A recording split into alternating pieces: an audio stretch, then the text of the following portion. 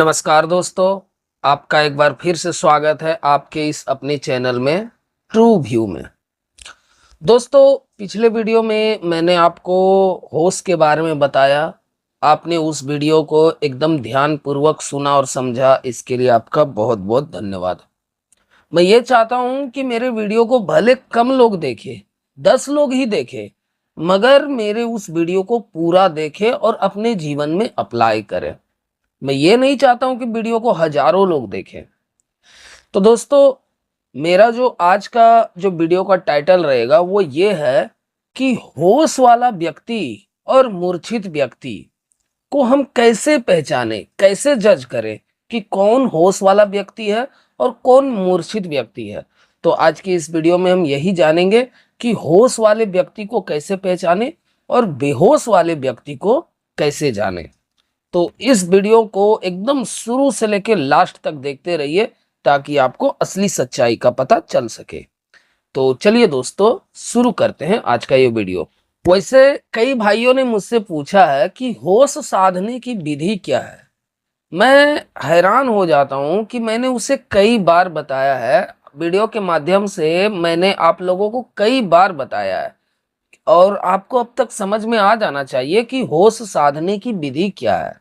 चलो कोई बात नहीं, इस वीडियो को पूरा देखिए। इसी वीडियो में मैं आपको फिर से एक बार बताऊंगा कि होश साधने की विधि क्या है। तो निवेदन यही है कि एकदम शुरू से लेकर लास्ट तक वीडियो को देखते रहिए। तो चलिए अब शुरू करते हैं कि होश वाला व्यक्ति और बेहोश वाला व्यक्ति के लक्षण क्या होते हैं, कैसे जानेंगे कि वो बंदा होश में है और कैसे जानेंगे कि वो बंदा मूर्छित है। तो एकदम ध्यान से समझने का प्रयास करिए जो मैं बताने जा रहा हूं। तो जैसा कि मैंने आपको बताया था कि होश वाला जो व्यक्ति रहता है वो हमेशा जागा जागा कार्य करता है। उसका हर एक कार्य एकदम होश पूर्वक होता है। वो जो कुछ भी करता है वो जानता है कि क्या हो रहा है। वो हर एक चीज के लिए एकदम होश में रहता है। अपने एक एक कार्य के लिए बिल्कुल जागा हुआ रहता है, एकदम वर्तमान पल में वो रहता है। लेकिन जो बेहोश वाला व्यक्ति होता है ना, वो तो भाई एकदम मूर्छित रहता है। मतलब कैसे कि अगर उस व्यक्ति को क्रोध आया तो तुरंत क्रोध कर देता है, बाद में वो सोचने लगता है कि ये मैंने कैसे कर दिया। अगर काम वासना आया तो हस्तमैथुन कर लिया या कुछ और कर लिया। तो वो बेहोश में है, मतलब उसको कुछ भी अगर ख्याल आता है तो उसे पता भी नहीं चलता है, और पता नहीं चल रहा है मतलब बेहोश है। समझ रहे ना? बाद में वो विचार करता है कि ये मुझसे कैसे हो गया। तो इस तथ्य को समझने का प्रयास करिए। मैं आपको कुछ पॉइंट बताऊंगा कि होश वाले व्यक्ति और बेहोश वाले व्यक्ति में क्या अंतर है। ये तो मैंने पहला पॉइंट बताया था, आगे सुनिए।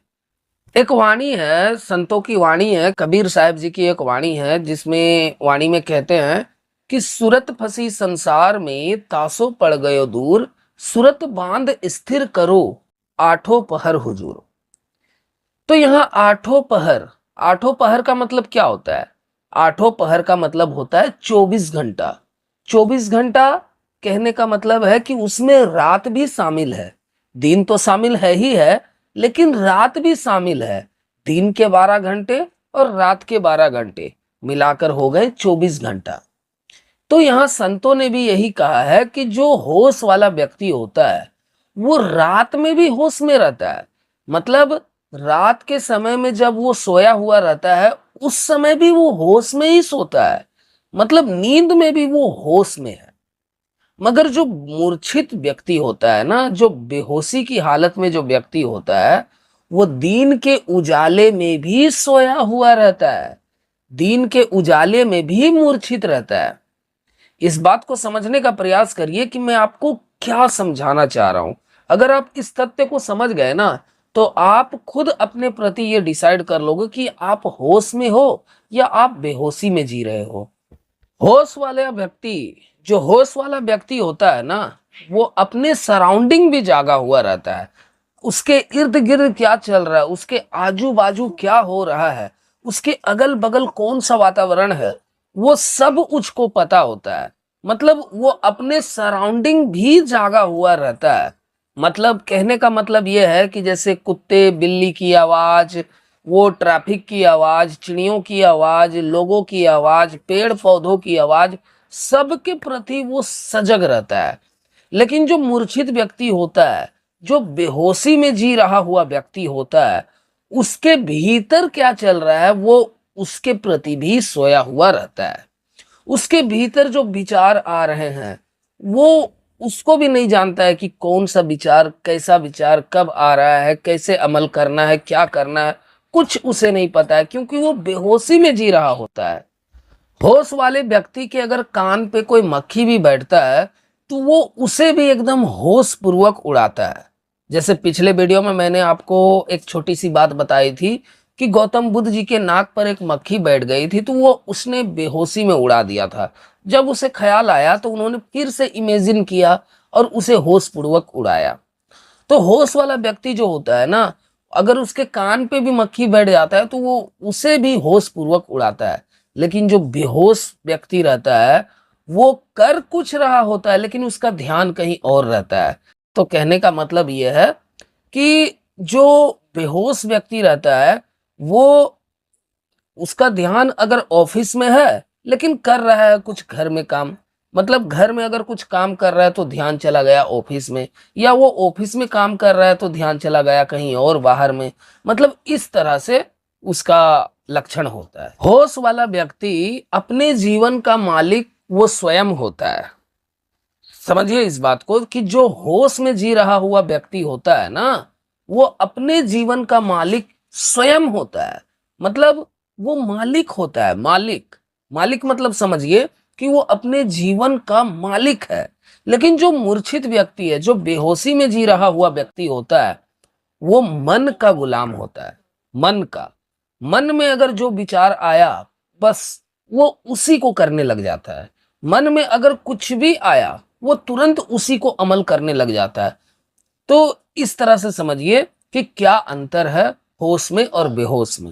होश वाला व्यक्ति विचारों से काम लेता है। होश वाला जो व्यक्ति होता है उसके मन में जो विचार चल रहे हैं वो उससे काम लेता है, उसको अपना हेल्पर बनाता है, उसको अपना सहयोगी बना लेता है। लेकिन जो बेहोशी में जी रहा हुआ व्यक्ति होता है, विचार उससे काम लेते हैं। मतलब इसे समझने का प्रयास, इसे समझने का कोशिश करें कि जो बेहोशी में जी रहा हुआ व्यक्ति होता है वो तो मन का गुलाम होता है। यही कारण है कि मन में चल रहे विचार उससे काम करते हैं अपना, मतलब उससे अपना काम निकलवा लेते हैं। तो इसे समझने का प्रयास करिए, ये बहुत गहरी बात है। हाँ, तो चलिए अब बात करते हैं कि जैसा कि मैंने वीडियो के शुरू में बताया कि आपको इसी वीडियो में पता चलेगा कि होश साधने की विधि क्या है।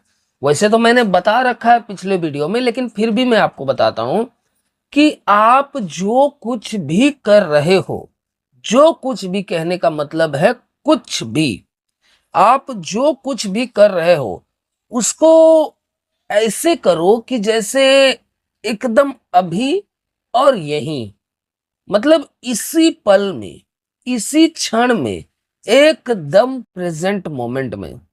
मतलब आपको एकदम प्रेजेंट मोमेंट में ही जीना है। ऐसे जीना है कि जैसे ना तो इसके आगे कुछ है और ना ही इसके पीछे कुछ है।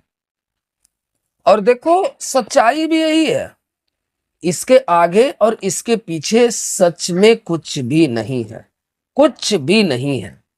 लोगों को यह भ्रम होता है, जैसा कि मैंने पिछले वीडियो में बताया था कि लोग समझते हैं कि समय 3 प्रकार के होते हैं, लेकिन वास्तव में समय तो एक ही प्रकार का है और वो है वर्तमान। बीता हुआ कल वो तो बीत गया, अब वो आने वाला नहीं है। आने वाला कल वो आएगा कि नहीं आएगा इसकी कोई गारंटी नहीं है। तो जो है वो अभी है, अब है, और यही सब कुछ है। यहां तक कि ओशो जी ने अपने एक सत्संग में भी कहा था कि ये जो वर्तमान पल है ना, यही वर्तमान पल ही परमात्मा है, ऐसा मान के चलो फिलहाल, अगर आध्यात्मिकता में आगे बढ़ना है तो। और यही हमको मानना पड़ेगा कि यही सब कुछ है, ये परमात्मा ही है। जो वर्तमान पल है यही परमात्मा है, ऐसा मान के चलना है। तो होश साधने की विधि भी यही है कि आपको हर एक क्रिया को एकदम होश पूर्वक करना है, मतलब इसी पल में करना है। जो कर रहे हो उसे जान लेना है, मतलब आपके द्वारा जो कुछ भी हो रहा है उसे एकदम जान लेना है कि ये हुआ। इसे गहराई से समझने के लिए आप मेरे पिछले वीडियो को देख सकते हैं, जिसका लिंक मैं डिस्क्रिप्शन बॉक्स में भी डाल दूंगा, आप वहां से देख सकते हैं। एक भाई ने मुझसे पूछा था कि भाई साहब ये मूर्छा किसे कहते हैं? मूर्छा क्या वही होता है जो लोग सच में मूर्छित हो जाते हैं? देखो वो तो होता है, लेकिन आध्यात्मिकता में मूर्छा किसे कहते हैं इसे समझो।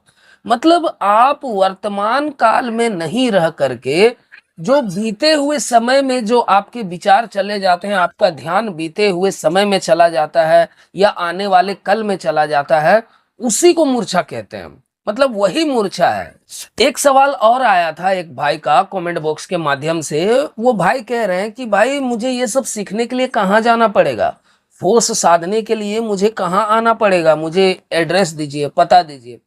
तो देखिए मैं आपको बताना चाहूंगा कि कबीर साहब जी की एक वाणी है जिसमें वो कहते हैं, ना कहीं आना ना कहीं जाना, आपे में आप समाना।